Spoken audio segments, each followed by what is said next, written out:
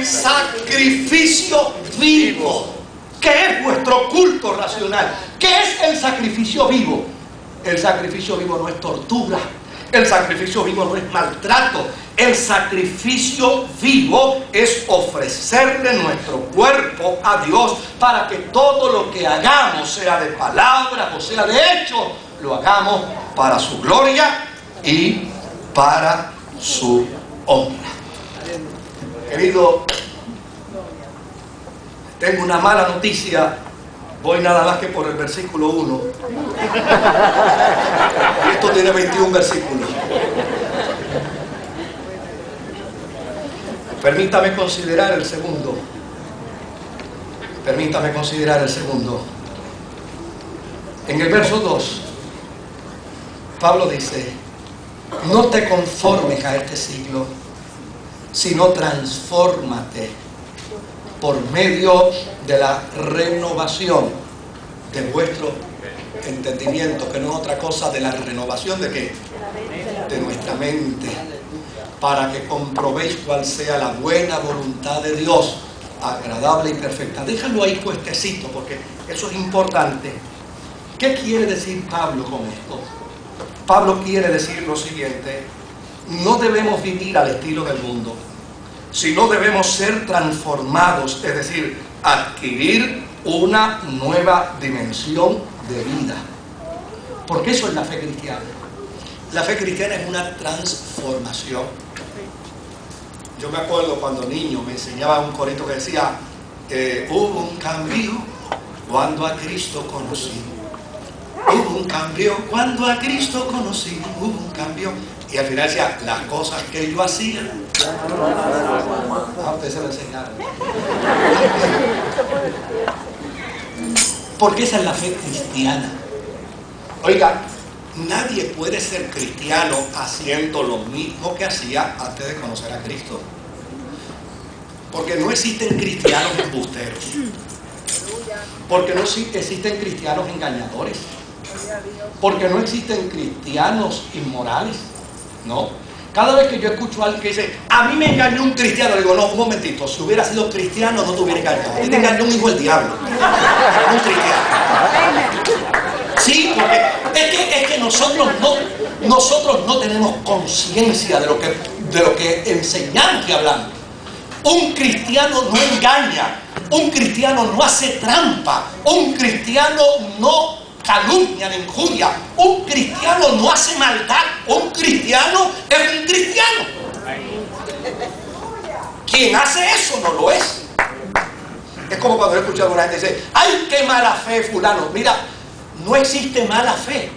La fe es una. No puede existir tal cosa como buena fe o mala fe. No, existe una sola fe y es buena. No existe un buen cristiano y un mal cristiano. No, existe un cristiano. Si alguien es malo, no es cristiano. Si hubiéramos aprendido eso desde el principio, nos hubiéramos defendido mejor. Mucho mejor. Ahora, ¿qué es la vida cristiana? La vida cristiana es una transformación. ¿Y dónde empieza mi transformación como cristiano? Mire, mi transformación como cristiano comienza cuando yo doy el primer paso de la vida cristiana. Reconocer que yo soy egocéntrico. Reconocer que yo soy egolátrico.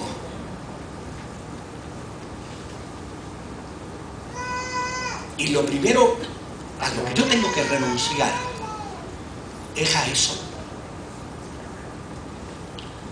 Yo no puedo ser un cristiano egocéntrico, porque en la escuela elemental de la vida cristiana dice, y dijo Jesús: si alguno quiere seguir en pos de mí, niéguese a sí mismo tomando su cruz. ¿Ves? O sea, el egocentrismo es el peor enemigo que yo tengo. No hay diablo más malo que mi egocentrismo. Mi egocentrismo es lo primero que tiene que morir en mí. Ahora, ¿cómo sé se logra la muerte de mi egocentrismo? Porque mire que yo me topo con gente que todos los días me dice, pastor, ¿y cómo se logra? Pues lo dice Pablo. Dice, transformados por medio de la renovación de vuestro ¿qué? De vuestro entendimiento. ¿Qué es lo que yo tengo que cambiar? Lo que yo tengo que cambiar es el área de operación de mi cuerpo. Aquí es donde está todo. Aquí es donde está todo. Esto es lo que yo tengo que trabajar. ¿Cómo yo lo tengo que trabajar? Comprobando cuál es la buena voluntad de Dios para mi vida. Mire, lo primero que un creyente debe preguntarse en cada acción de su vida es si lo que va a hacer es correcto o no.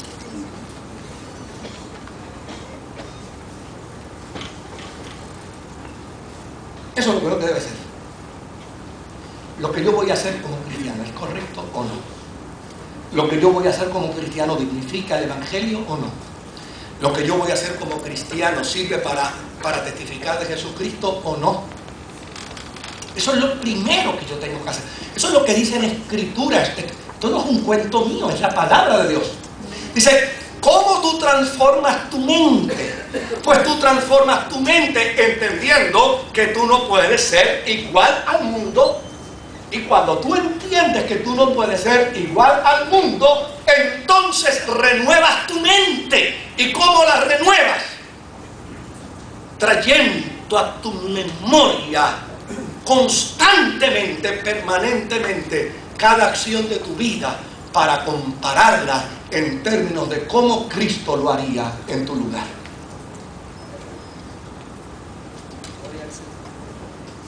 ¿Cómo Él lo haría en mi lugar? ¿Cómo Él lo haría en mi lugar?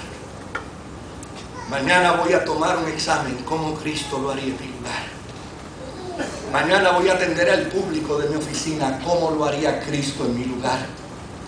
Mañana voy a tener una reunión de negocios, ¿cómo lo haría Cristo en mi lugar? Mañana voy a atender una situación de un problema de mi trabajo, ¿cómo lo haría Cristo en mi lugar? En la renovación de nuestra mente, no, espera, así no lo haría Él, lo haría de esta forma, no, de esta manera no lo pudiera realizar. Óigame,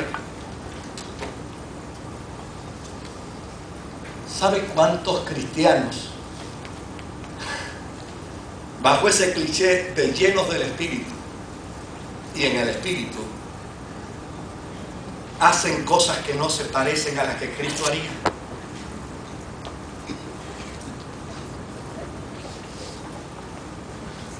El cuerpo es importante